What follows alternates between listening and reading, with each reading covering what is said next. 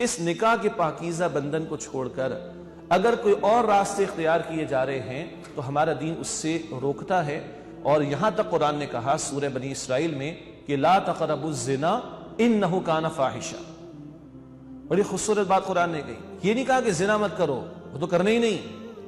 और ईमान वालों की एक शान सूरह फुरकान के आखिर में भी आती है, वला यज़ून, वो जिना नहीं करते। इबादुर रहमान की सिफात सूरह फुरकान के आखिर में, वला यज़नून, वो जिना नहीं करते। लेकिन कुरान कहां की बात कर रहा है? ला तक़रबुज़ ज़िना, जिना के करीब भी न जाओ। वो तमाम आमाल, वसाइल, ज़राए, तरीके जो बिल आखिर वो आखिरी गंदे अमल तक ले जा सकते हैं, उन सब पर पाबंदी लगा दी गई।